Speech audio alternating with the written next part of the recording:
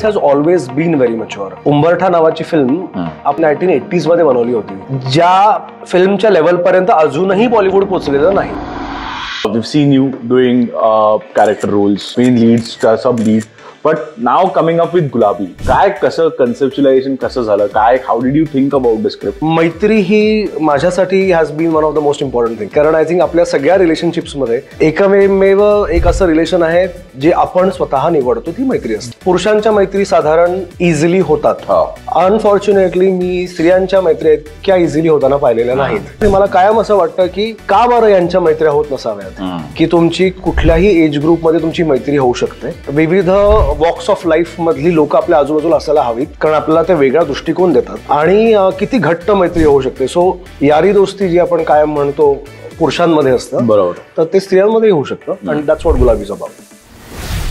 Now talking about industries, Bollywood पण shift करतंय त्यांचा trend to make movies like South India. तर मराठीमध्ये पण ते एक ट्रान्झिशन होतंय का? म्हणजे हे प्रश्न मी का विचारतोय, एक OTT is not the first preference, always make it for the cinemas. माझा साऊथ इंडस्ट्री बद्दल प्रचंड आदर आहे. त्यांनी आता जो टर्न अराउंडच्या नंतर त्यांनी जे काय केलंय बाहुबलीच्या नंतर, ते unbelievable. I mean imagine an RRR going to the Oscars and winning an Oscar. मला तिकडच्या लोकांबद्दल खूप आदर आहे, कारण की ती लोक अत्यंत लॉयली त्यांच्या फिल्म्स पाहतात. बरोबर. मराठी सिनेमे थिएटर्स मध्ये येतात त्यावेळेला मराठी ऑडियन्स एवढे सिनेमे बघतात का? करेक्ट. ते OTT वर येण्याची वाट न पाहता थिएटर मध्ये जाऊन पाहण्याची गरज आहे, तर ते बॉक्स ऑफिस मध्ये कन्वर्ट होत. Correct correct. की जे आपल्याकडे खूप कमी लोक करतात, आणि त्याच्या पाठीमागचं कदाचित छोटंसं कारण कुड बी आतापर्यंत झालेल्या चुका. At the cost of being very controversial मी हे बोलणार आहे की मराठी फिल्म इंडस्ट्री ही पुण्याचीच आहे.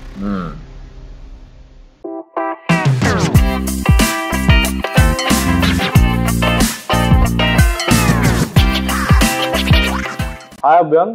हॅलो. पहिलं तर वेलकम टू काय बोलताय. Thank you so much. आणि आज आपल्या बरोबर आहे Abhyang Kuwalekar. He is an actor, he is a director, he is a writer, he is a model, आणि त्यांनी बऱ्याचशा फिल्म्समध्ये काम केलेलं आहे. आता लेटेस्ट त्याची आलेली आहे गुलाबी फिल्म. त्याच्या आधी त्यांनी भरपूर फिल्म्समध्ये काम केलेलं आहे, जसं की शादी सूफलं, लेजंड ऑफ भगत सिंग, सातच्या आत घरात, सरीवर सरी, आणि बरेच काही. तर अभ्यंग, पहिलं तर वेलकम टू काय बोलताय अगेन. आणि आमच्या गेस्टसाठी जर तुझं फक्त थोडंफार एक इंट्रोडक्शन देशील, कारण का I know I have not introduce to rightly, but you are more than that. I think artist is the most easiest way to introduce. सर्वात सोपी गोष्ट. आणि इतके वर्ष काम करतोय, सुदैवानी दुर्दैवानी त्याच्यामुळे लोकांना असं वाटतं की तू इतके वर्ष काम करतोस पण तू मोठाच झाला नाहीयेस. आणि मग मी म्हणतो आहे, मी खूप लहान असताना काम करायला सुरुवात केली होती. What age did you start? 16. Oh wow. So लोकांना असं खूप वाटतं, कदाचित माझ्याकडे आणि माझ्या वर्षांचा एक्सपिरियन्स पाहता, की साधारण हा एक 50-55 वर्षाचा वगैरे असेल. आणि मला बघितल्यावरती त्यांना असं होतं की अरे हा तर लहान आहे. आणि त्याचा मला दुष्परिणाम बऱ्याच वेळेला भोगावा लागतो, कारण आपल्याकडे एक साधारण जे ओपिनियन असतं लोकांचं की तुम्ही क्रिएटिव्ह इंडस्ट्रीमध्ये आहात किंवा कुठल्याही इंडस्ट्रीमध्ये जराशा बऱ्या पोझिशनवर आहात, बरोबर, तर तिथे एज असेल तर लोक तुम्हाला जास्त रिस्पेक्ट देतात. केस पांढरे वगैरे. म्हणजे असं अनेकदा आता गुलाबीच्या वेळेला झालेलं आहे की आम्ही प्रमोशन्सला कुठे कुठे जायचो आणि लोक डिरेक्टर मला बघून त्यांना शॉकच बसायचं की हे डिरेक्टर आहेत. आणि मला असं वाटतं की अरे पण that's the fun part of it. पण हे स्टिरियोटाइप्स खूप आहेत, म्हणजे कारण का, आणि एस्पेशली महाराष्ट्रामध्ये मराठी इंडस्ट्रीमध्ये खूपच जास्त आहेत. कारण का we've seen you doing character roles, side roles, main leads, sub lead, but now coming up with Gulabi. काय कसं conceptualization कसं झालं, काय how did you think about the script? थोडं आपण गुलाबीचा आधी बोलूया. म्हणूनच मी गुलाबी घालून पण आलेलो आहे. मी त्या बघितलं. अरे क्या बात आहे. Soft promotion, fantastic. आम्ही तर ऑल आउट लाऊड प्रमोशन केलेलं आहे गेले अनेक दिवस, की आम्ही सगळ्या इंटरव्ह्यूजना सगळीकडे लोक गुलाबी घालत होतो. लोक मला विचारत होते की तुमच्याकडे एवढे गुलाबी कपडे आहेत. आम्ही सगळे असे म्हणजे आम्ही मॅनेज केले आणि अजून ते संपलेलं नाही, त्यामुळे I am still using them, which is the best thing. So Gulabi started from, I would say, I have always been a story teller. आणि शाळेत असल्यापासून. आणि मला असं वाटायचं की माझ्या स्टोरीज लोकांपर्यंत पोहोचाव्यात, त्याच्यातून काहीतरी घडावं, लोकांना काहीतरी बोध मिळावा, लक्षात राहाव्यात. आणि मी खूप कीन ऑब्झर्वर आहे जगाचा. आजूबाजूला काय चाललेलं आहे आय थिंक प्रत्येक आर्टिस्ट असतो. बरोबर. आणि प्रत्येक माणसाला मला वाटतं जग वेगळं दिसतं. बरोबर. मला ते जग गुलाबी रंगाचं दिसतं. ओके. आणि मला खूप कमालीच्या रिलेशनशिप्स दिसतात आजूबाजूला. मला खूप प्रेम दिसतं.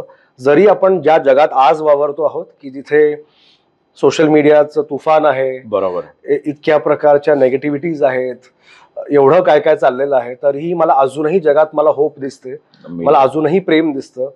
आणि I think that's the only thing that is going to take us ahead. So तिथून गुलाबीची सुरुवात झाली. आणि मैत्री ही माझ्यासाठी has been one of the most important things. कारण आय थिंक आपल्या सगळ्या रिलेशनशिप्समध्ये एकमेव एक असं रिलेशन आहे जे आपण स्वतः निवडतो, ती मैत्री असते. बरोबर. आणि पुरुषांच्या मैत्री साधारण इझिली होतात. अगदीच अगदीच. जिम करता करता होतात, ड्राईव्ह वरती गेल्यानंतर होतात, ड्रिंकवर होतात, डान्स करता कुठेही होऊ शकतात, चहावर होऊ शकतात. अनफॉर्च्युनेटली मी स्त्रियांच्या मैत्री इतक्या इझिली होताना पाहिलेल्या नाहीत. राईट. आणि मला फार गंमत वाटते कारण माझ्या आयुष्यात खूप मैत्रिणी आहेत सगळ्या एज ग्रुप्सच्या. आणि मला कायम असं वाटतं की का बरं यांच्या मैत्र्या होत नसाव्यात. एकतर त्याच्या पाठीमागचं कारण असतं की करिअर ज्याला प्रचंड महत्व दिलेलं असतं, दुसरं असतं फॅमिली. बरोबर. त्यात लग्न झालेलं असेल तर अजूनच जास्त. बरोबर. So that becomes the centre of their universe. आणि मग 2-4 मैत्रिणी इनफ आहेत असं त्याच ठरवतात स्वतःशी. आणि मग त्याच्या व्यतिरिक्त आपल्याला कोणाची आवश्यकता नाहीये कुठल्याही एजच्या स्टेजला सुद्धा. या गोष्टीवरती गुलाबी बेसिकली बोलतो. ओके. की तुमची कुठल्याही एज ग्रुपमध्ये तुमची मैत्री होऊ शकते. राईट.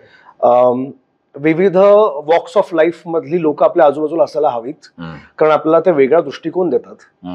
आणि किती घट्ट मैत्री होऊ शकते. सो यारी दोस्ती जी आपण कायम म्हणतो पुरुषांमध्ये असतं, बरोबर, तर ते स्त्रियांमध्ये होऊ शकतं. आणि that's what Gulabi is about. Amazing, amazing. पण पहिलं तर तू याच्यामध्ये 3 मेन विमेन सेंट्रिक आहेत with you in the lead of course. Mrunal Kulkarni, Ashwini Bhave आणि श्रुती मराठे. आणि how was it working with them? का कारण का तू जसं म्हटलं different age groups, different experiences, different genre, but getting them together for the film. कसा धमाल काय काय झाली शूटिंग करताना वगैरे, काही शेअर करू शकतो गमती जमती? ऑफकोर्स थँकफुली श्रुती बरोबर मी बऱ्यापैकी काम केलंय ऑलरेडी. आम्ही सनई चौघडेमध्ये एकत्र होतो, आम्ही काही शॉर्ट फिल्म्स केल्यात, ऍड्स केल्यात एकत्र. So Shruti I was very very comfortable and I was going to be, she was rather, मी म्हणेन की माझं होम ग्राउंड होतं. की एक जवळची मैत्रीण सेटवर असणं किती महत्वाची गोष्ट असते. सो ती होती.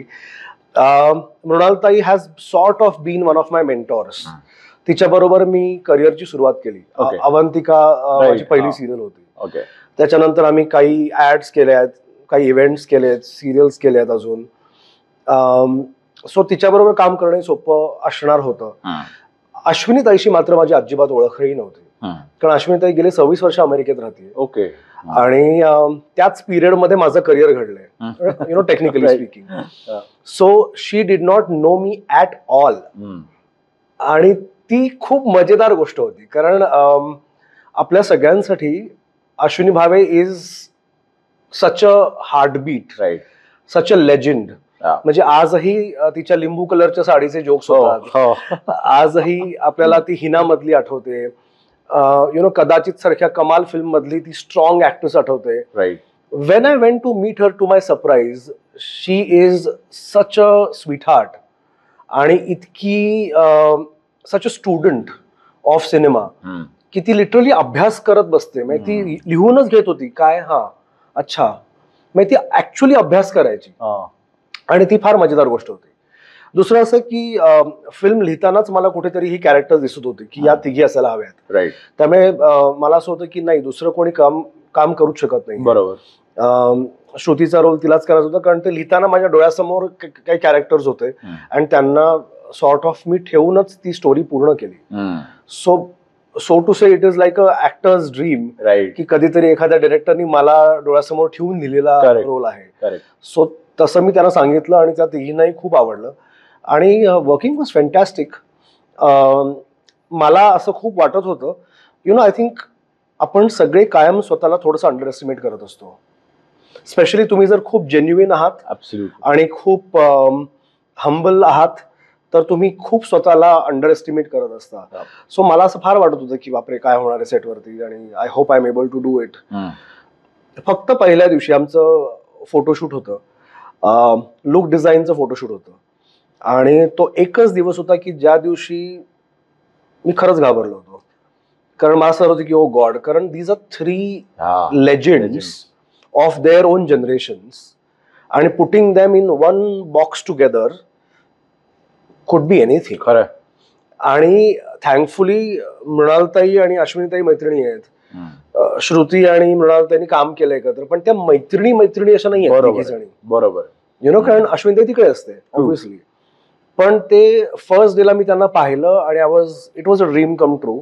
मला अजूनही तो सीन आठवतो. मला तुला तो अगदी नरेट करायला आवडेल. फोटोशूट होतं पुण्यातल्याच एका स्टुडिओमध्ये, आणि मी आलो त्यावेळेला त्या तिघी जणी अशा आरशासमोर बसलेल्या होत्या, माझ्याकडे पाठ, आणि मी तिघींना आरशात रेडी झालेलं पाहिलं एका फ्रेम मध्ये, आणि I skipped a heartbeat.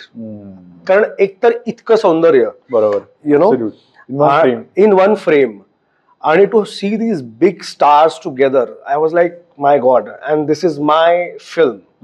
Exactly. So खूप अमेझिंग होतं. पण I think that's it that I felt. तेव्हापासूनच त्यांनाही हे माहीत होतं की पहिली फिल्म आहे डिरेक्टरची, so we should be there for him. So त्यांच्याकडून पण एक खूप स्ट्रॉंग सपोर्ट होता. बरोबर. आणि थँकफुली आय थिंक माझे सगळे डिपार्टमेंट्स, आम्ही सगळ्यांनी एवढा होमवर्क केला होता की then shooting was going to be easy, and which it was amazing. पण being an actor, right, then आता मग डायरेक्टरची हॅट डॉन करणं, writer, okay, using the producer, product, being a producer, तर हाऊ इज दॅट शिफ्ट? कसं का? कारण का एकदा आपण बघत असतो वेन यू लर्निंग की बाबा कसं डायरेक्ट होतंय, कसं शूट होतंय, you are just being a part of it, but here you have bigger responsibilities. तर मग how was that transition for you? Very honestly मी कधी स्वतःला लिमिट नाही केलेलं. I think one should not limit himself, because कुठेतरी तुम्हीच स्वतःला बांधून ठेवताय, यु नो. आणि so I had always decided की असं काहीतरी आपण पुढे जाऊन एक्सपांड करू. इन्सिडेंटली किंवा कोइन्सिडेंटली काही वर्षापूर्वी मी असाच एक खूप सुंदर पॉडकास्ट केला होता. It was called hashtag with Abhyang, आणि खूप गाजलं होतं. त्याचे 2 सीझन्स मी केले होते. It was a talk show, more than a podcast. आणि तो मी प्रोड्यूस पण करायचो, मी तो डिरेक्टही करायचो. आणि सो ते त्याच्यानंतर काही ऍड्स मी डिरेक्ट केल्यात, प्रोड्यूस केल्यात. I have done couple of music videos which I have directed, I have written. So ते चालू होतं कॉन्स्टंटली. आणि ऍक्टिंग मध्ये काय होतं की तुमच्याकडे खूप लिमिटेड प्रकारच्या भूमिका येतात, खूपच लिमिटेड प्रकारच्या. म्हणजे जर तू गुलाबी पाहिला असलास तर गुलाबीतला माझा जो रोल आहे तेच रोल्स मला ऑफर होतात. तशाच प्रकारचे. आणि ओनली बिकॉज आय न्यू की it's going to be easy, मी म्हणलं की काय करायला हरकत नाहीये. पण I used to always feel की त्याच्यापेक्षा खूप जास्त आहे माझ्याकडे की जे मी ऑफर करू शकतो. आणि म्हणून why not also create content, produce things, and I wanted to make something की ज्याची काही शेल्फ लाईफ आहे. Correct, basically. सो आपल्याकडे शेल्फ लाईफ म्हणलं की ओनली सिनेमा, बरोबर, यु नो, की जो कितीही वर्षानंतर लोक पाहतील आणि लक्षात ठेवून पाहतात. आणि सगळ्या आर्ट फॉर्म्सचा मी खूप मोठा फॅन आहे. मग ते लिखाण असो, म्युझिक असो, आर्ट डिरेक्शन असो, कॉस्ट्युम्स असो, ऍक्टिंग असो, मेकअप असो, सगळं. आणि हे सगळे फक्त एका ठिकाणी एकत्र येतात आणि cinema. So I am a lover of cinema completely. आणि I fell in love again while making the film. Amazing. IMDb वर एवढं चांगलं रेटिंग मिळाले, 8.6 आय गेस, आणि विच इज व्हेरी कमेंडेबल. कारण का मराठी सिनेमाजना एवढं रेटिंग मिळणं, प्लस मी अजून नाही बघितलंय, but I am definitely going to watch this week. BookMyShow वर I have seen the reviews, they have been fantastic. तर जेव्हा तुम्ही अख्खा महाराष्ट्रात दौरा करत होता, व्हॉट वॉज द एक्सपिरियन्स? ऑडियन्सला काय आवडलं? कारण का तुमच्याशी येऊन लोक बोलत होते, सगळ्यांना स्टार्सना येऊन भेटत होते तुम्हाला, तेव्हा ते सांगत होते. काय काय अनुभव सांगशील की काय झाले असतील, काय होतं? एक तर पहिली गंमतची गोष्ट, because we started from me, लोकांना असं कायमच वाटत होतं मी सगळीकडे जाताना की हे फिल्म मध्ये काम करतायत. Nobody knew that I am also the director of the film. मग कदाचित मे बी लोक वाचत नाहीत नाव लिहिलेलं प्रॉब्ली, अरे तुम्ही डिरेक्ट केलेत का, अशी एक साधारण असायची. दुसरं, स्त्रियांविषयीचे फिल्म बऱ्याच येत आहेत आता, बरोबर, आणि खूप चालतात पण आहेत आणि छान छान विषयांवरती येत आहेत. पण गुलाबी खूप डीप आहे, ते तुला बघितल्यावरती कळेल. Gulabi talks about a lot of things, right. आणि विच वॉज अ ग्रेट काय म्हणूया response that I was getting from people.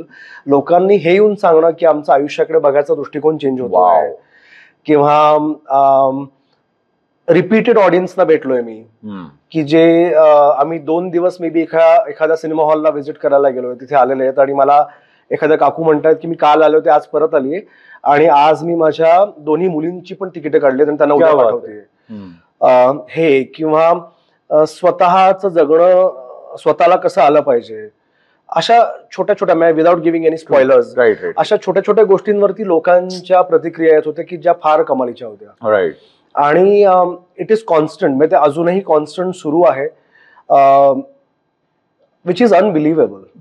कारण ऑनेस्टली माझी डेब्यू फिल्म आहे ही, बरोबर, आणि मी खूप अभ्यास केलेला होता, करतोच कायम, पण तरी सुद्धा ते प्रेक्षकांना नेमकं कळणं खूप महत्वाची गोष्ट आहे. स्पेशली कारण इतके नाजूक काही विषय आम्ही हाताळलेत ना फिल्ममध्ये की ते करताना खूपदा क्रिएटिव्ह डिस्कशन्स मध्ये अशा प्रकारचे आमचे डिबेट्स व्हायचे टीममध्येच आमच्या, की हे नको करायला का. तर माझा हट्ट असेल, नाही नाही, दिस हॅज टू हॅपन, बरोबर, कारण त्याला XYZ कारण आहेत.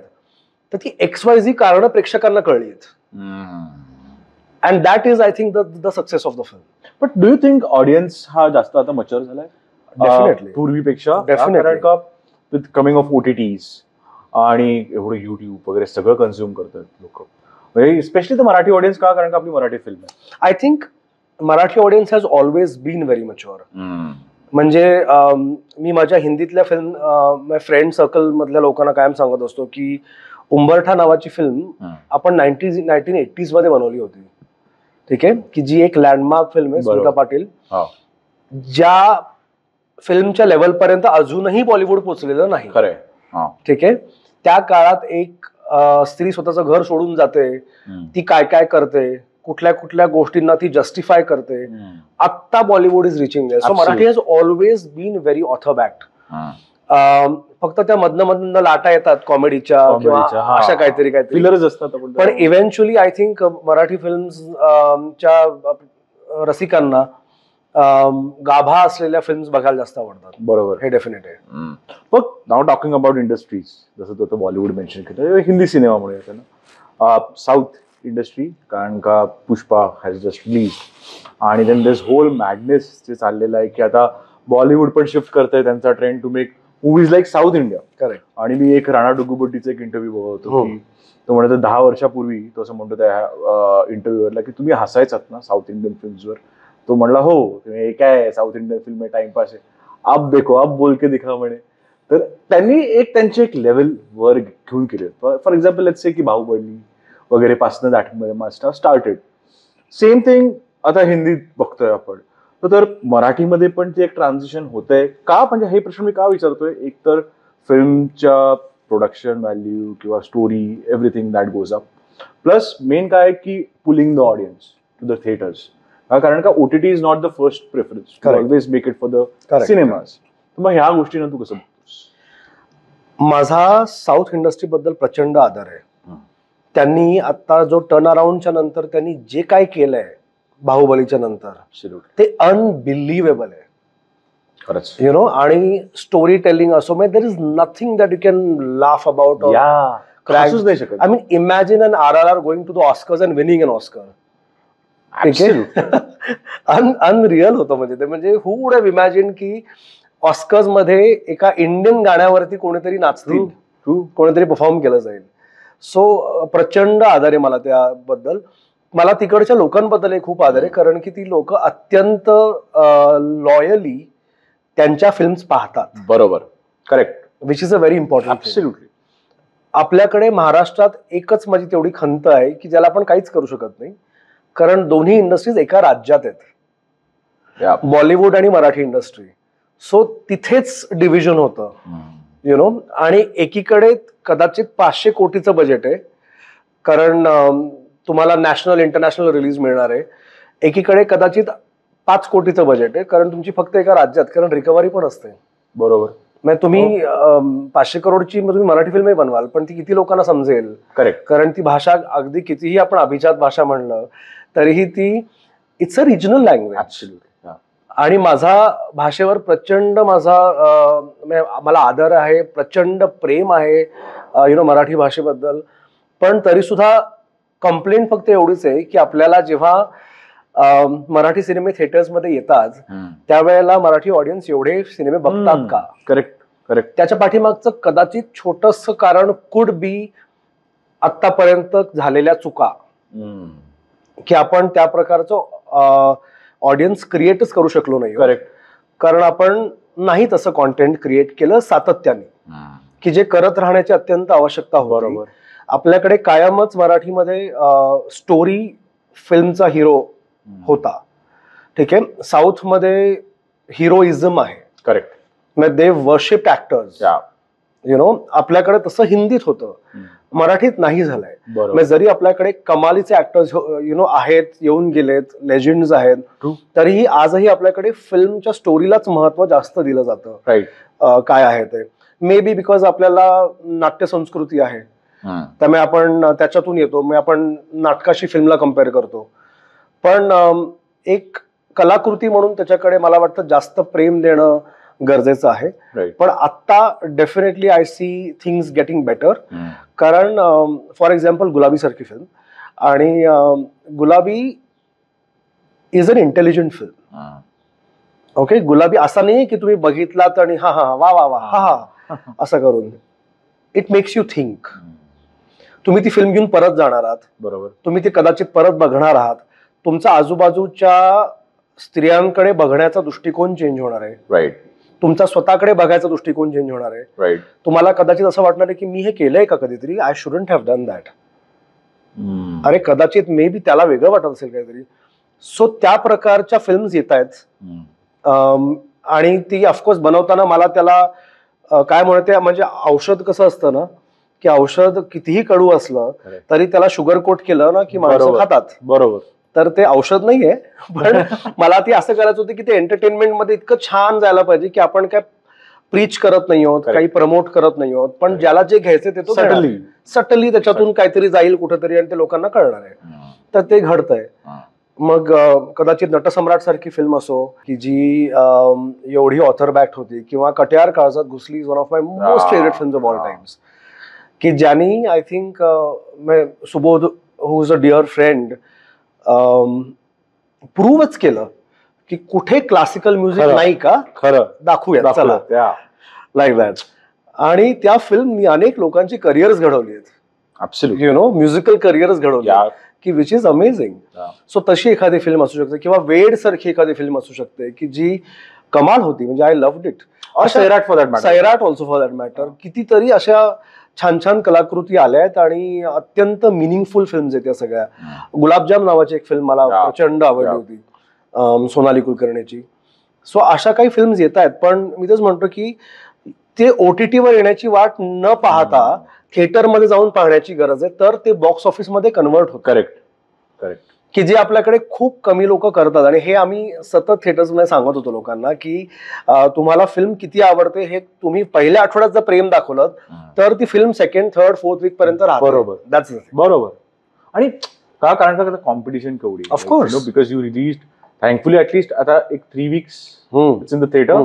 पण आता कारण पुष्पा आला, so obviously strong marketing, strong budgets, तर स्क्रीन कॅप्चरिंग होतात.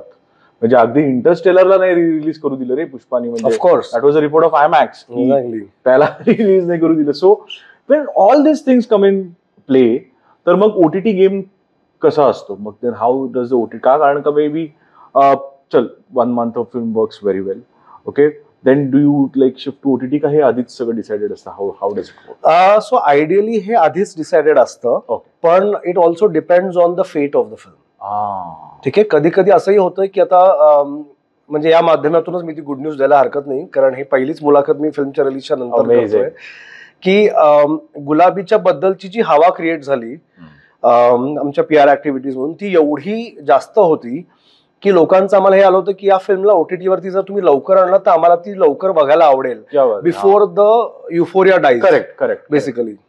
सो फिल्म डिसेंबर एंडला OTT वरती येते आहे. Oh lovely. आणि क्रिसमस आणि न्यू इयर वीकेंड साठी एन्जॉय करता येणार आहे ती OTT वरती.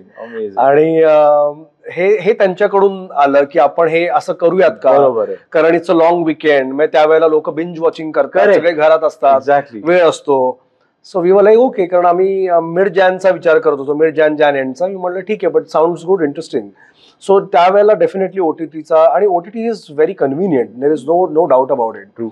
पण सिनेमा ऍज अ काय म्हणूया film maker, I will be very biased, is made for the theatres. जसं एखादं नाटक आपण युट्यूबवर पाहिलं किंवा इंस्टाग्रामवर पाहिलं किंवा OTT वर पाहिलं तर त्याची मजा येईल, बरोबर, पण नाटक खरं पाहणं इज नाटक खरं पाहणं. म्हणजे प्रशांत दामलेंचे जोक्स थिएटरमध्ये जे तुम्ही एन्जॉय करता ते तुम्ही टीव्हीवर नाहीच करू शकत. Comic timing, exactly. अमेझिंग. तर जसं तुझी सुरुवात झालीस, आय थिंक मी तुला पहिल्यांदा म्हणजे तुझा एकदम नोटीस जो मला अजूनही आठवतो रोल आहे तो एक लेजंड ऑफ भगतसिंगचा होताच. ठीक आहे, म्हणजे तेव्हा एवढ्या लोकांनी ऑब्झर्व नसेल केलं, पण त्यानंतर 7च्या आत घरात तो एक फिल्म होती 2002 आणि 2003. 2002 आणि 2003. तर दोन्ही याच्यात सांगशील, कारण का अजय देवगण आणि एवढ्या मोठ्या स्टार्स वगैरे तू केव्हा काम केलेलंस. देन 7च्या आत घरात, आणि त्याच्यात तो लेजंडरी सीन आहे, त्याच्या बाबतीत आपण दोन्ही थोडंसं बोलूया. डेफिनेटली. सो लेजंड ऑफ भगतसिंगच्या वेळेला मी कॉलेजमध्ये होतो, आणि कॉलेज होतं BMCC मध्ये. शाळा पंडितराव आगाशाला होतं. ओके. आणि मी कॉलेजमध्ये असताना खूप नाटकात काम कर, हे कर वगैरे वगैरे सगळं सुरू असायचं. आणि सुदैवानी त्या फिल्मची ऑडिशन मला मिळाली आणि मला तो रोल मिळाला. पण I was a teenager when I got that role. आणि मला माहित पण नव्हतं की भगतसिंग हे कॅरेक्टर कोण करतंय, हे मला सेटवर गेल्यावर कळलं. ओके. कारण मी त्याची ऑडिशन दिली होती, त्यावेळेला कोणीच नव्हतं आणि मला कोणी सांगितलंही नाही. बरं, मी इतका नवीन होतो की नाही विचारत, म्हणजे आपल्या जनरेशनची लोकांना नाही विचारायचे, आता विचारतात की कोण करतंय वगैरे, कारण ते कदाचित नोझी असणं आता it's considered confident. Correct. So मी नाही विचारलं. आणि सेटवरती when I saw Ajay Devgn, I was in a shock, कारण त्यावेळेला त्याची जस्ट कंपनी रिलीज झाली आणि I was like oh my god. आणि माझे सगळे सीन्स त्याच्या बरोबर आहेत फिल्म मध्ये. सो मी अतुल सचदेव नावाचा एक रोल केला होता की जो त्यांचा ज्युनियर आहे कॉलेजमध्ये, भगतसिंग आणि सुखदेवचा. आणि कॉलेजमधला जो पहिला रॅगिंगचा सीन आहे तोच माझ्यावरती आहे. आणि त्याच्यानंतर पुढे पण त्याचे 4-5 सीन्स आहेत. आणि तो इंग्लिश बोलणारा होता, कारण तो इंग्लिश लिटरेचर शिकत होता अतुल सचदेव. त्यामुळे तो खबरी झाला होता आणि तो ब्रिटिशर्सशी त्याची मैत्री होती. आणि तो त्यांच्या खबरा येऊन ह्यांना सांगायचा की ते आज इथे अटॅक करणार आहेत, आज इथे असं करणार आहेत. आणि सो असा तो बेसिकली सगळा रोल होता, पण खूपच मजेदार होतं. I still I am so thankful of Ajay आणि राजकुमार संतोषी, आर डिरेक्टर. कारण की म्हणजे अजयची तर मला त्यावेळेला गमत आठवली की मी first time I called him sir, he said मैं इतना बुड्ढा नहीं हूं, ठीक है, डोंट कॉल मी सर. मी म्हणलं जी नाही Ajay, and I was like okay. आणि he use to teach me की पंजाबी ऍक्सेंटेड हिंदी कसं बोलायचं आहे, कारण ते आहे संपूर्ण फिल्म मध्ये. त्याच्यानंतर ऑफकोर्स सुशांत सिंग आहे फिल्म मध्ये. सुशांत इज अजूनही सुशांत मित्र आहे माझा, आम्ही अजूनही कधी भेटतो, बोलतो वगैरे. तर सुखदेवचा रोल त्यांनी केला होता, त्यामुळे अजूनही त्या आठवणी येतात आणि छान वाटतं. मात्र मी त्यावेळेला एक तर क्लीन शेवन होतो ऑफकोर्स, आणि इतका लहान होतो की माझं मी टीव्हीवर बघितलं मला असं वाटतं की मी स्वतःला ओळखलं तरी खूप आहे, लोकांनी ओळखलं तर फारच दूरची गोष्ट आहे. पण खूप अमेझिंग मेमरीज आहेत त्याच्या. आणि 7च्याच घरात त्यावेळेला मी अवंतिका करत होतो झी मराठीवरती, संजय सुरकर, स्मिता तळवलकर यांची. आणि त्यांची फिल्म चालू होती, 7च्याच घराचं शूटिंग चालू होतं. आणि एक दिवस अचानक मला स्मिता मावशी म्हणाली की मी असा एक रोल तुझ्यासाठी लिहिला आहे, सो तू करावास अशी इच्छा आहे, आवडेल का तुला करायला. आणि मी इतका नवीन होतो की मी म्हणलं लीड नाहीये, काय करू का, काय करूयात. मग मी मृणाल त्याला विचारलं की मी करू का. मला म्हणले अरे वेडा आहेस का तू, स्मिताताईंची film, just do it. So I did it. गंमत म्हणजे अशी की तो सीन पिक्चरचा पहिला प्रोमो होता. की तो निरंजन उचलतो आणि सिगरेट पेटवतो आणि आजी पाहते. त्याच्यानंतर त्याचे होर्डिंग्स लागले होते सगळीकडे. सो मी सगळ्यांना सांगत होतो की मी तेवढाच आहे फिल्म मध्ये, म्हणजे जास्त अपेक्षा तेवढाच आहे मी. 10 मिनिटाचा जो काय सीन येतो, पण तो it is one of the most watch scenes in Marathi history on YouTube.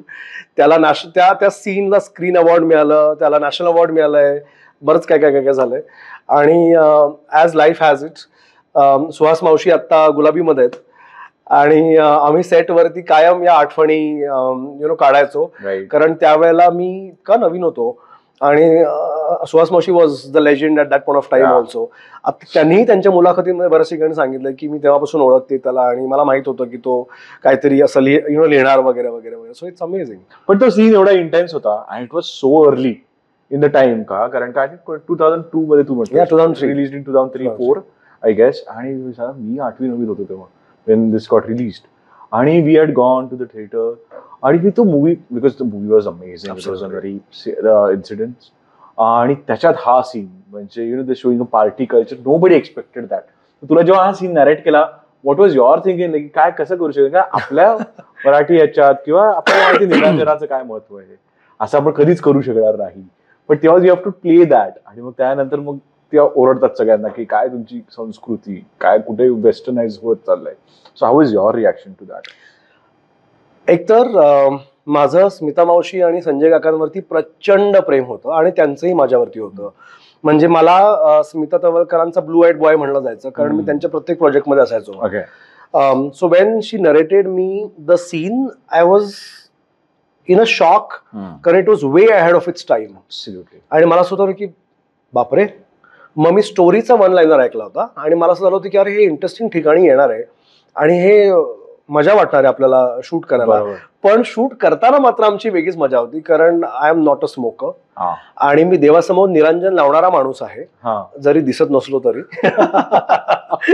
So मला काय ते जमेना आणि त्याचे जे काय रिटेक्स झालेत, ओ माय गॉड. आणि मी इतकं संजय, माझा धर्म भ्रष्ट करताय तुम्ही, बूट घालून देवघरात, सिरियसली. आणि संजय म्हणतात अरे सिनेमा आहे अभ्यंग, हा फिल्म आहे ही, please understand. And I was like हा ओके ठीक आहे. मग मी यायचो, मग मी ती असं बंदूक पकडल्यासारखी मी अशी सिगरेट पकडायचो, ठीक आहे. मग ते काही जमत नव्हतं, मग त्याचे रिटेक्स होते.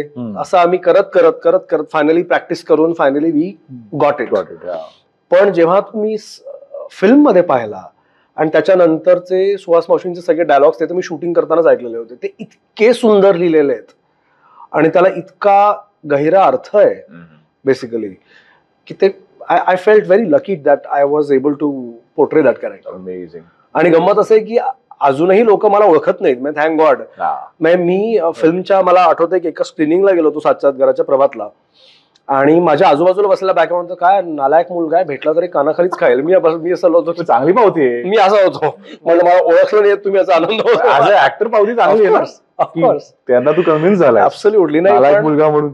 पण ऑडियन्सची एक गंमत सांगतो मी तुला, की ऑडियन्स लव्ह आणि हेट इतकं रिअल असतं की आत्ता गुलाबीच्या प्रेमियरच्या नंतर 2-3 फॅन्सनी आम्हाला येऊन सांगितलं की आम्ही शैलेश दातारांना बघितलं, इतका राग आला होता त्यांचा, कोणी असं कसं वागू शकतं अश्विनी भावेंशी. आणि आय वाज लाईक हे त्यांना सांगितलं नाहीत ना, थँक गॉड. पण इतकी लोक इन्व्हॉल्व्ह होतात कॅरेक्टर्स मध्ये आणि ती खूप मजेदार गोष्ट आहे. That's very sweet. सो या, दॅट्स अमेझिंग. नाही पण काय गमती जमती तर चालतच राहतात. But you have been a model, okay, तुझं अकॅडमी पण आहे, प्लस आता मी आउट करू का नाही माहित नाही, your N RJ, your RJ too, कारण का एवढा छान आवाज आहे तुझं, व्हॉइस मॉड्युलेशन म्हणजे mics must be loving it. तर हे कसं असतं का complimentary is it to the acting industry? Why I am asking this question. खूप मुलं मुली, ठीक आहे, पुण्यात, मुंबईत, ऑल ओव्हर इंडिया. आता इंडियात कसं झालंय की either you want to be a actor, cricketer, IPL मुळे, नाही तर आता कंटेंट क्रिएटर और इन्फ्लुएन्सर, या सगळ्या फील्ड आता सगळ्यात प्रायमरी आहे. ठीक आहे. So how do you seat का, कारण काय मॉडेलिंग थोडंसं आता कमी गेलेलं आहे खाली, म्हणजे त्या प्रायोरिटीज जर बघितलं पूर्वी होतं modelling, definitely it has that time and it's charisma, it's still there definitely. So आणि तुझी अकॅडमी पण आहे. सो का मी विचारतो की ज्या लोकांना या फील्डमध्ये यायचंय, to what should they start with. काय होतं की प्रोफेशनल ट्रेनिंग महत्वाचं असतं. जसं आपण म्हणतो की एखादा इंजिनियर आहे, नाही ते शिक्षण घेतले म्हणून ते तो जॉब करू शकतो. पण या इंडस्ट्रीत कसं असतं का, कारण का कधी कधी you get work, you don't get work. Sometimes you have to do odd things around it. Why? Because you are in that phase. You are trying new things, you are experimenting, you are experiencing new things. मग हे सगळं तू कसं बघतोस? I think तुझ्या प्रश्नात तू त्याचं एक छोटंसं उत्तर दिलंस की जसं इंजिनिअरिंग आपण करत असतो तर किती महत्वाचं आहे त्याचं शिक्षण घेणं. एक्झॅक्टली तसंच मला वाटतं मॉडेलिंग किंवा ऍक्टिंग आहे. कारण इंडस्ट्रीनी बनवलेला एक साचा आहे, त्या साच्यात तुम्हाला स्वतःला उतरवावं लागतं. तो साचा तुमच्यासाठी बदलणार नाही, कोणाच्याही साठी बदललेला नाही. मला हे आवडत नाही, मी डायटिंग करणार नाही, मेकअप कोण करतं, कोण चांगले कपडे घालणार, असं का बोलायचं, कशाला लोकांना आदर द्यायचा, उन्हात जाताना मी नाही करणार, काही काळजी नाही घेणार वगैरे वगैरे, असं नसतं. प्रत्येक प्रोफेशनची आपली आपली गरज असते. जसं एखादा डॉक्टर नाही म्हणू शकत की मला इंजेक्शन आवडत नाही किंवा मला औषधांचा वास आवडत नाही, त्रास होतो मला, मग तुम्ही डॉक्टर होऊच शकत नाही. बरोबर. सो हे शिकणं खूप गरजेचं आहे की नेमकी इंडस्ट्री काय आहे. खूप लोकांना ही इंडस्ट्री वलयांकित वाटते, खूप लोकांना ती मृगजळ वाटते. ठीक आहे, असं काहीही नाहीये. ही अत्यंत सिरियस इंडस्ट्री आहे की जिथे अत्यंत क्रिएटिव्ह आणि सिरियस लोक काम करतात. मात्र एवढंच आहे की तुम्ही इतक्या पटकन रिप्लेस होऊ शकता की तुम्ही इमॅजिनही नाही करू शकत. पण ते रिप्लेसमेंट जर होऊन द्यायचं नसेल तर त्याच्या पाठीमागचं फॉर्मल ट्रेनिंग खूप महत्वाचं आहे. बरोबर. कारण कॅमेरासमोर काय करायचंय, कसं दिसायचंय, कसं स्वतःला प्रेझेंट करायचंय, सेटवर गेल्यावरती लोकांशी कसं वागायला हवं, सिनियरशी कसं वागायचं, ज्युनियरशी कसं वागायचं, पैसे मागायला काही लोकांना लाज वाटते, ते कसे मागायचे, ते किती असायला हवेत, करेक्ट, काय केल्यावरती आपल्याला काम मिळू शकतं. आता म्हणजे फॉर एक्झाम्पल की मला गाणं गायला आवडतं आणि मला गाणं गाता येतं, या दोन वेगळ्या वेगळ्या गोष्टी आहेत. राईट. आणि मग मला गाणं गाता येतं तर मी सोनू निगम होऊ शकतो का, तर मग त्या लेवलचा जर तुमचा आवाज आणि तयारी असेल तर तुम्ही होऊ शकता. बरोबर. नसेल तर नाही, पण ती तयारी तर करणं गरजेचं आहे. राईट. सो हे सगळं बेसिकली आपण ग्रुमिंग मध्ये मी शिकवतो. मी 35-40 हजार स्टुडंट्सना ट्रेन केलेले आता. अनेक मिस इंडियाज, अकॅडमीचं नाव सांगशील? Trend Setter Academy. Trend Setter Academy. आणि अनेक मिस इंडियाज, मिस्टर इंडियाज, अनेक आपले मराठीतले टीव्ही ऍक्टर्स, फिल्म ऍक्टर्स माझे स्टुडंट्स आहेत आत्ताच्या यंग जनरेशन मधले. आणि मला फार भारी वाटतं त्यांच्याबरोबर काम करताना सुद्धा, कारण कुठेतरी मी घडवलेलं आहे त्यांना आणि it's wonderful to work with them. पण मला तेच वाटतं की तो एक सिरियसनेस असायला हवा. आणि याची सुरुवात माझ्यापासून झाली, कारण माझ्या आयुष्यात कोणी टीचर नव्हते आणि मला कदाचित ते हवे होते. राईट. माझ्या आयुष्यात योग्य लोक भेटत गेली सुदैवानी, and I really thank god for that every day. Smita मावशी असेल, मृणालताई असेल, संजय काका असतील, गौतम राजाध्यक्ष असतील, वेगळी लोक आहेत की ज्यांच्या लहान लहान शिकवणीतून मी शिकत गेलो की अच्छा हे असं करायला पाहिजे. सुदैवानी काम मिळत गेलं, सुदैवानी चांगली लोक भेटत गेली आणि मी सेटवर शिकायचो. म्हणजे मला ज्या गोष्टी आता तुम्हाला नाही घडू शकत त्या सेटवरती, त्या काळात मला करता आल्या. जसं फॉर एक्झाम्पल एखाद्या फिल्मच्या शूटिंग वरती मी गेलो आणि त्याच्या आधी मी गोव्याला गेलो होतो. ठीक आहे, आणि माझे हात इथून असे खाली टॅन झालेले होते आणि त्या फिल्मच्या एका सीन मध्ये मला स्लीवलेस टी शर्ट घालायचा होता आणि तो असा टॅन व्यवस्थित दिसत होता. आणि माझ्या डिरेक्टरने मला असं साईडला घेतलं आणि सांगितलं की आता याला आपण आता तो कलर लावू टॅनिंगचा, पण हे नाही व्हायला पाहिजे, तू ऍक्टर आहेस. ठीक आहे, हे तू कॅमेऱ्यावर नाही सांगू शकत ना की मी गोव्याला गेलो होतो आणि म्हणून मी असं काळा होणार. तुला माहित नव्हतं का आपलं शूटिंग आहे, ठरलेलं होतं ना, मग काळजी घेता येत नव्हती. बरोबर. अँड आय वॉज लाईक अरे ओके. आणि मग तो सावळा रंग लावावा लागला होता वरती मेकअपनी. बरोबर. की जे एक वेगळी टास्क होती पुढे करणं. किंवा भाषेवरचं प्रभुत्व असेल, श्वास कुठे घ्यायचे, कुठं थांबायचंय, या गोष्टी कायम स्मिताताई शिकवायच्या. सो या अशा अनेक गोष्टी. आणि हे आता सेटवर जेव्हा तुम्ही येता त्यावेळेला तुम्ही एक रेडीमेड प्रोडक्ट असायला हवं. Correct. And that's what we learn in the grooming school. Okay. आरजेच्या बद्दल विचारशील तर आय थिंक कोविडच्या नंतर माझ्याकडे आलेली पहिली खूप अमेझिंग ऑपॉर्च्युनिटी ही आर्जिंग होती. आणि मी नर्वस होतो कारण मी I have been a talk show host. Abhyang getting nervous is something new. हा, टॉक शो होस्ट मध्ये तुमचा चेहरा दिसतो, कॅमेरे समोर असतात तुमच्या, तुम्ही लोकांशी बोलत असता जसं आपण बोलतोय. RJing is talking to the mic. Absolutely. Direct to the masses. And in a studio where there is nobody. So मी पहिले काही दिवस तर मी डोळे मिटून मी माझ्या लिंक्स करायचो, कारण मला असं वाटायचं की आय नीड टू इमॅजिन की मी लोकांच्या समोर आहे. करेक्ट. बरं, गंमत अशी की मी प्रचंड अभ्यासू आहे. सो मी इतका होमवर्क करून गेलो होतो सेटवरती. मी एवढं कॉन्टेंट क्रिएट केलं होतं की मला हे असं करायचं, हे करायचं, की संपूर्ण आमची टीम स्टंड होते की वाव, म्हणजे हे काहीतरी वेगळंच चाललंय.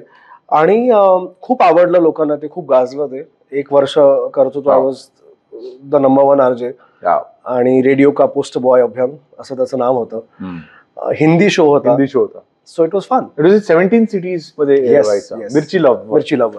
पण मला एक सांग, मार्जिन ऑफ एरर किती असतो रेडिओ? म्हणजे ऑफकोर्स असतो. आणि त्यात जर तुम्ही लाईव्ह लिंक्स करत असला तर त्याच्यात तर डेफिनेटली असतो. लाईव्ह लिंकची मात्र एक गंमत असते की ती लिंक गेली की गेली, त्याला रेकॉर्ड होत नाही. ते इट्स गॉन. ओके. म्हणजे तुम्ही माती खाल्ली तर खाल्ली, गेली. सो हे कधीतरी असं घडलेलं आहे माझ्याबरोबर सुद्धा की मी अगदी सुरुवातीचा तुला गंमतशीर किस्सा सांगतो की मी लाईव्ह ऑन एअरचं बटन असतं, तर ते मी बटन ऑन केलं होतं आणि मी विसरलो. आणि मी माझं काहीतरी काम करतोय, मी नंतरची एक लिंक रेकॉर्ड करतोय. माझ्या प्रोग्रामिंग हेडचा मला कॉल आला, तुझं लाईव्हचं बटन ऑफ कर, सगळं रेडिओवर ऐकू येतंय. शिट.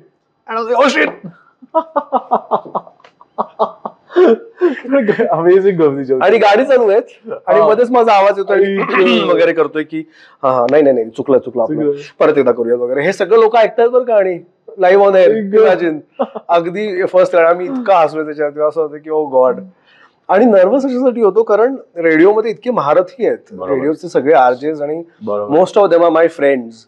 आणि मला असं वाटत होतं की असं नाही व्हायला पाहिजे की हा कशाला आला इथे आता. करेक्ट. म्हणजे ते करायचं तर नीट करायचं. राईट. सिम्पल. अमेझिंग. पण आता तू कसं बघतोस का, you made a film already. Okay, definitely आता you will be planning for the films, त्याच्या बाबतीत आपण बोलूच. पण then how do you see YouTube as a space? का कारण का युट्यूब, इंस्टाग्राम, सोशल मीडिया त्याच्यावर येऊया. कारण का it's amazing field where people with unique talents, different creativity are doing amazing content. तर या फील्डला कसं बघतोस? म्हणजे कंटेंट क्रिएशन, युट्यूब आणि इंस्टाग्राम इन्फ्लुएन्सर आणि everything. You know, I think in a very funny way I would say ki it is a monster that we don't know about. Absolutely. We know nothing about. ठीक आहे, आपण सगळेजण प्रयत्न करतोय, आपल्याला कळलंय बहुतेक हे समजण्याचा, पण ते त्याच्या पार पलीकडे आहे. आणि तिथे एवढं चर्निंग आहे. It is far more than television. ठीक आहे, कॉन्टेंट इतकं चर्न केलं जात आहे आणि ते वाढत जाणार आहे. याच्यात कुठेतरी मला असं वाटतं की if you are creating something that's unique and that has an entertainment value, it will survive. Right. अगदी इतकं की काल परवा मी एक कुठला तरी एक व्लॉग बघत होतो की ज्याच्यात एक मुलगी वेगळ्या वेगळ्या फनी पद्धतीने साडी कशी नेसायची ते शिकवत होते. आणि फनी होतं ते, आणि त्याला मिलियन्स मध्ये व्ह्यू होते. आणि मी विचार करत होतो की असे व्हिडिओजही लोक पाहतात. खरंच बघतात. एवढा वेळ आहे लोकांकडे बघायला. फूड व्हिडिओज मॅड बघतात लोक. म्हणजे so it is an amazing space. I think if utilized correctly will reach the skies. Right. जसं गुगल सारखं आहे. म्हणजे आय थिंक तुझी माझी जनरेशन, आपण इंटरनेट शिवाय जग पण पाहिलेलं आहे. ऍब्सोल्युटली. ठीक आहे, तर आपल्याला त्यावेळेला एखाद्या गोष्टीचा अभ्यास करायचा तर आपण एन्सायक्लोपीडिया शोधायचो. ठीक आहे, की ह्याच्यात कदाचित असावं, आपण लोकांना विचारायचो. आता it's just a matter of finger tips. Right. But if we use it correctly, and I underline that statement, if used correctly, I think sky is the limit. It's like AI. Right. Yeah. You know, if used correctly, world is another level. Absolutely. पण मला एक सांग, तू राहतोस पुण्यात आणि film industry being in Bombay, Mumbai. तर हे कसं गणित आहे का? कारण का पुण्याच्या लोकांना नेहमी असं म्हणलं जाते, अरे पुण्याची लोक, मुंबईची लोक, हा एक वाद असतोच. प्लस मग इकडे राहून तिकडे काम करणं, का ओबियसली सेट्स वगैरे तिकडे जास्त चांगले आहेत, तिकडे ते इंडस्ट्रीतली लोक आहेत. सो हे कसं तू मॅनेज करतोस का, कारण का फिल्म कमिंग इन जास्त ट्रॅव्हल फ्रिक्वेंट होत असतील तर then how did you go about it? गंमत म्हणजे गुलाबी आम्ही 60% पुण्यात शूट केली आहे. ओके, ठीक आहे. आणि अगदी इथे वगैरे असं शूट केलं म्हणजे अगदी at the cost of being very controversial मी हे बोलणार आहे की मराठी फिल्म इंडस्ट्री ही पुण्याचीच आहे. जसं पंजाबी फिल्म इंडस्ट्री ही चंडीगडची आहे, मराठी इंडस्ट्रीला आपण जर इन टोटॅलिटी पाहिलं तर साधारण 80-90% लोक ही पुण्याचीच आहेत. ट्रू. म्हणजे ते चांगलं का वाईट का हे तुमचं तुम्ही ठरवा, पण त्याच्यात बाकीची पण आहेत, असं नाही की बाकीचे नाही. नाशिकची लोक आहेत, नागपूरची लोक आहेत, मुंबईची खूप लोक आहेत, सगळे. पण बाकी actors, technicians, writers, music directors सगळे पुण्याचे आहेत. आणि फॉर अ रिझन की आजही आता मी थोडेसे स्टॅटिस्टिकली सांगतो की साधारण 40 ते 45% फिल्मचा बॉक्स ऑफिस फक्त एका शहरातून येतो आणि ते पुणे शहर आहे. Wow. 40-45% box office is a big deal, which is the reason why असं म्हणतात की तुमचं नाटक पुण्यात चाललं तर ते कुठेही चालेल, फिल्म तुमची पुण्यात चालली तर ती कुठेही चालेल. That is the reason. म्हणजे काहीतरी त्या हवेत, त्या मातीत, त्या संस्कारांमध्ये काहीतरी आहे, हे डेफिनेट. मी तरी पुणे मुंबई म्हणजे आई आणि मावशी सारखं पाहतो. ठीक आहे, त्याच्यातली कोण जास्त प्रिय तुम्ही नाही ठरवू शकत. Of course I love Pune for every small little thing that it has, no doubt. And I love Mumbai also for the small little things that it has. मुंबईमध्ये जाऊन आपल्याला काम करावं लागतं मराठी इंडस्ट्रीतल्या लोकांना, कारण तिथे पोस्ट प्रोडक्शन स्टुडिओज जास्त चांगले आहेत, तिथे काम जास्त पटापट होतं. याचा अर्थ आपण पुणे सोडावा का, तर तो त्याचा प्रश्न आहे. बरोबर. मी मुंबईला जातो, मी मुंबईत पण खूप दिवस राहतो, पुण्यात येऊन राहतो. असेच माझे अनेक कलाकार मित्रमंडळी आहेत की अगदी फिल्म मधली सुद्धा मृणालताई असेल, श्रुती असेल, या पुण्याच्याच आहेत. बरोबर. त्यांची पुण्यात घर आहेत, त्यांचं शूटिंग संपलं की ते पुण्याला परत येतात. खूपदा असतात त्या पुण्यात, तुम्हाला माहितही नसतं की ते पुण्यात कुठे शेजारी आले आहेत काय, कारण आपली संस्कृती आहे ती एवढी आणि एवढी मोठी इंडस्ट्री आहे. सो त्याकडे मी अशा प्रकारे पाहतो. आणि तो बायस मी अजिबात डोक्यात ठेवत नाही की मुंबईला यावं लागेल, इथे राहावं लागेल. तुम्ही जगात कुठेही राहून उत्तम काम करू शकता. कदाचित असंही असू शकेल की एखादा फिल्म मेकर कुठेतरी हिमालयात राहतोय आणि येऊन फिल्म बनवतोय आणि निघून जातोय. जसं आय रिमेंबर की जेम्स कॅमेरॉन तिबेटमध्ये येऊन राहत होते अनेक वर्ष बिफोर ही मेड अवतार, आणि लोकांना असं वाटत होतं की त्यांनी संन्यास घेतलाय, but he made it. So जागेशी आय थिंक त्याचा काही संबंध नाही. How was shooting in Rajasthan? It was fantastic. कुठे शूट केलं? आम्ही अनेक ठिकाणी शूट केलंय. सो जलमहाल पॅलेस नावाचे खूप जयपूरला. So we shot in Jaipur only. So is it, मला तेच विचारायचं, जयपूरमुळे गुलाबी नाव असं काही? उलट आहे ऍक्च्युली, उलट आहे. सो फिल्मचं नाव आधीच गुलाबी ठरलं होतं आणि आम्ही लोकेशनचा विचार करत होतो आणि त्यात मला असं लोकेशन हवं होतं की ज्याच्यात सौंदर्य आणि थोडासा भकासपणा एकत्र आहे. जयपूरला जर तू खूप जवळून नोटीस करण्याचा प्रयत्न केलास तर कमालीचं आर्किटेक्चर, अप्रतिम राजवाडे आणि सगळ्या गोष्टी, रॉयल्टी आहे. आणि ऍट द सेम टाइम एक पोकळपणा आहे, एक व्हॅक्युम आहे, कारण त्या रॉयल्टीचे 5 स्टार हॉटेल्स बनवलेत. बरोबर. ठीक आहे, की जिथे राजे महाराजे जाऊन त्यांनी काय करून ते जिंकलं असेल, तिथे आता कदाचित एखादा फॉरेनर येऊन महिनाभर राहतो because he has the money to pay. ठीक आहे. सो एक तो भकासपणा त्याच्यात आहे, which is very similar to माझ्या फिल्मचे कॅरेक्टर्स, की या तिघीही जणी अत्यंत सुंदर आहेत. म्हणजे glory of past life too, म्हणजे अत्यंत सुंदर आहेत बाहेरून दिसायला. मग त्यांच्याकडे बघून असं वाटेल की जे आपल्याला नेहमी वाटतं की एखादा माणूस जो हसरा असतो त्याला काय प्रॉब्लेम असणार आहे, बरोबर, आयुष्यात काय छान चालतं, बरोबर. सो त्याच्याबद्दल भाष्य करणारी फिल्म आहे, पण त्याच्या आत काय हे तुम्हाला नाही माहिती. सो गुलाबी ऍक्च्युअली टॉक्स अबाउट दॅट, की तिघी जणी बाहेरून कमाल आहेत दिसायला, सुंदर तर आहेतच, आनंदी आहेत, पण त्यांच्या आत काय आहे. आणि म्हणून मला राजस्थान हवं होतं, कारण की त्याला त्या म्हणजे मेटाफॉरिकली कनेक्ट करणार होतं. आणि शूटिंग वॉज अमेझिंग, कारण आम्ही ऐन अगदी थंडीच्या शेवटी शूट केलं होतं मार्चमध्ये. आणि आम्हाला तिकडच्या लाईन प्रोड्युसर्सनी सांगितलं होतं की फार काही थंडी नाहीये, मार्च मध्ये आपल्याकडे म्हणजे उन्हाळा सुरू झालेला असतो. तुम्ही स्वेटशर्ट्स कॅरी करा आणि इनफ असेल. आम्ही ज्या दिवशी पोहोचलो त्या दिवशी 60 टेम्परेचर होतं. सो आम्ही सगळी टीम पहिली गोष्ट स्वेटर शॉपिंग, सगळी टीम, सगळे टेक्निशियन्स, कारण आम्हाला डेझर्ट मध्ये शूट करायचं होतं, रात्री अपरात्री शूट करायचं आणि छान थंडी होती, व्यवस्थित थंडी होती. ती त्यांच्यासाठी थंडी नाहीये पण आपल्यासाठी ती खूप थंडी आहे. आणि डेझर्ट मध्ये तू जैसलमेर वगैरे पण केला तिकडे तर म्हणजे it was insanely cold. So आम्ही खूप मजा आणि फार पिक्चरस जागा तिथे आहेत. जसं फॉर एक्झाम्पल मी म्हणलं Jal Mahal palace in reality looks like a painting.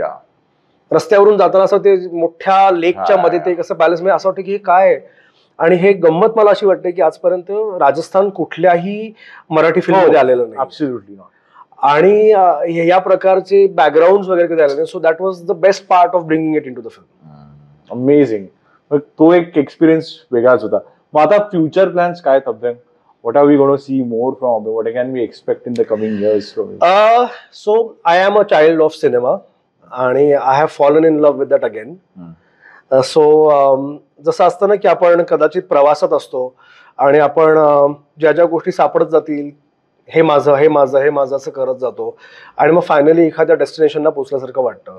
तर ते डेस्टिनेशन फिल्म मेकिंग आहे मला कळलंय.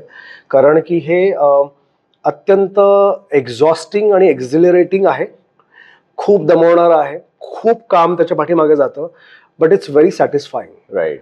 It's amazing. आणि मला गेले 1 वर्ष असं गेलेलं आहे अक्षरशः. एवढं काम आम्ही केलंय लिटरली. आता शेवटचे 3-4 महिने तर आम्ही 17-18 तास काम करत होतो आणि travelling from one place to another place. कुठल्याही वेळी निघायचं, कुठेही जायचं, काही चाललेलं होतं. पण eventually when you see the film it's all worth it. So cinema it is. आणि याच्या आधीही तेच करायचं होतं मला. इतके वर्षही मला कोणी विचारलं असं, म्हणजे माझे जे जवळचे मित्र मैत्रिणी त्यांना ते सरप्राईज नव्हतं, कारण सगळ्यांना माहित होतं की माझं स्वप्न काय आहे.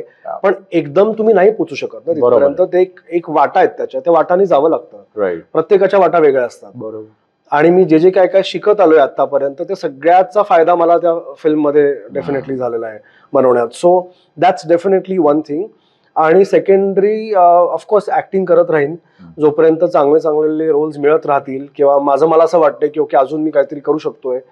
सो एक सिरीज केलेली जी आता जानेवारी-फेब्रुवारी मध्ये रिलीजला आहे, सारं काही स्वप्नांसाठी नावाची. मी आणि जानवी किल्लेकर होत. Okay. I am playing the central character. Interesting series आहे, फॅमिली आहे आणि ओटीटी और इट्स ऑन ओटीटी सिरीज. 6 एपिसोड्सची आहे आणि आत्ताच्या काळातल्या अत्यंत अँबिशियस लोकांच्यासाठी येते.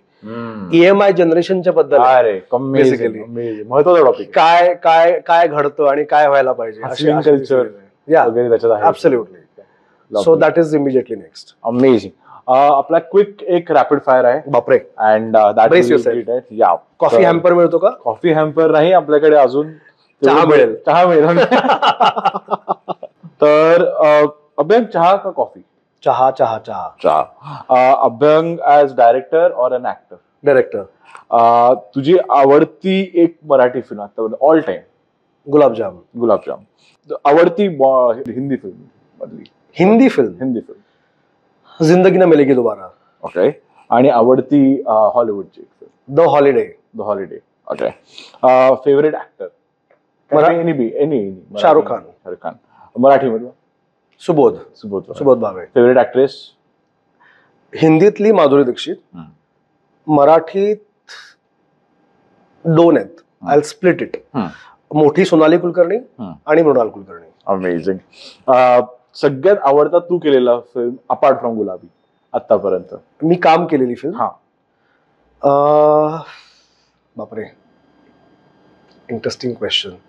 होऊ दे जरासा उशीर. 2014 मध्ये जी ऑस्करला गेली होती. राईट. का आणि थोडं सांगशील त्यावर? कारण इट इज अबाउट न थांबणाऱ्या जनरेशनच्या बद्दलची येते. आय एम अनस्टॉपेबल वगैरे टाईपची जी गाणी ऐकत असतात ना लोक, त्यांच्यासाठी येते की थोडंसं स्टॉप करणं पण गरजेचं असतं. आणि ती फिल्म 2014 मध्ये ऑस्कर्सला गेली होती. It was the first Marathi film to reach Oscars. त्याच्यात मी सेंट्रल कॅरेक्टर केलं होतं. आणि अनफॉर्च्युनेटली इट्स लेसर नोन कारण की ती थिएटरमध्ये फार ग्रेट रिलीज नव्हती झाली. OTT वर आहे पण ऑफकोर्स आता. So it's a lovely film. Character role or lead? Any good role. Any good. Any good role. Okay. Favourite actor who would you like to direct? Wow, आता माझी बरीचशी अशी लिस्ट टिकमार्क झालेली आहे, पण Sonali Kulkarni. Okay. Action film or romantic film? Romantic. Romantic. If given a chance to direct a dream action film, ठीक आहे, तर काय कास्ट असेल तुझा? वाव. मराठीमध्ये? मराठीत? हा, मराठी. अरे बापरे,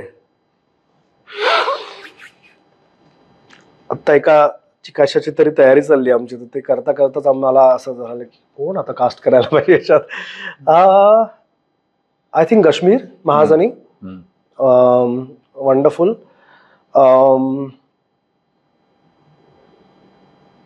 अभिजित खांडकेकर. मला असं वाटतं की अभिजितनी खूप गोड भूमिका केल्या आहेत. बरोबर. आय थिंक तो विलनस भूमिकेत कमाल करू शकेल, बिकॉज त्याचा एक सॉफ्टनेस आहे आणि त्याच्यात फार मजा येऊ शकेल. आणि of course I think Subodh can play anything. अरे भावे म्हणजे amazing amazing. Favourite past time काय तुझा? Workout. Workout. Workout. You workout regularly. Okay. आणि पास्ट टाइम म्हणण्यापेक्षा मी म्हणेन that's more like a passion. Passion. की थोडंसं जरा गुड हेल्थ कडे लक्ष असावं असं मला वाटतं. पुणे का Mumbai? Pune Pune Pune Pune Pune Pune. I think down with the rapid fire खूप अमेझिंग आन्सर्स दिलेले आहेत. थँक्यू. आणि हा पॉडकास्टही at the end of it खूप छान झालेला आहे. आणि thank you so much for your time here. Thank you. आणि ऑडियन्सही आम्हाला तुम्ही नक्की, आय अर्ज ऑल टू वॉच गुलाबी. गुलाबी अजूनही थिएटर्समध्ये आहे, OTT वर येणार आहे at the end of December. But for that more from Abhyang. Abhyang, you can look in the camera. आणि तुला काय एक्सपिरियन्स वाटला आहे या पॉडकास्ट मधनं, किंवा for Gulabi whatever you want to see, look in the camera and you can ask audience to do that. सर्वप्रथम खूपच अमेझिंग वाटलंय, कारण मी पॉडकास्ट होस्ट करायचो. एक माझा स्वतःचा एक टॉक शो होता. आत्ता पहिल्यांदाच मी स्वतः ऑन द अदर साइड आलोय, त्यामुळे जरा मजा वाटते. आणि हेही पाहायला मिळतंय की काय घडतं गेस्ट बरोबर. एक्झॅक्टली. सो ते सगळं बघायला मिळतंय. पण खूपच अमेझिंग वाटलं. आणि आय एम ग्लॅड की तुम्हाला आधी क्वेश्चन्स दिले नव्हतेस, कारण नाही तर ही स्पॉन्टेनिटी थोडीशी मिस आउट झाली असती. सो खूप मस्त. थँक्यू व्हेरी मच बोलवल्याबद्दल. गुलाबी ऑफकोर्स त्याच्याविषयी तुम्ही सगळेजण वाचत आहात, पाहत आहात. लवकरच OTT वरती येतो आहे, डिसेंबर एंडला येतो आहे. त्याची डेटही काही दिवसात अनाऊन्स होईल. So stay tune to that. आणि ज्यांनी पाहायला नसेल नक्की बघा आणि तुमचा अभिप्राय आमच्यापर्यंत नक्की पोहोचवा. थँक्यू.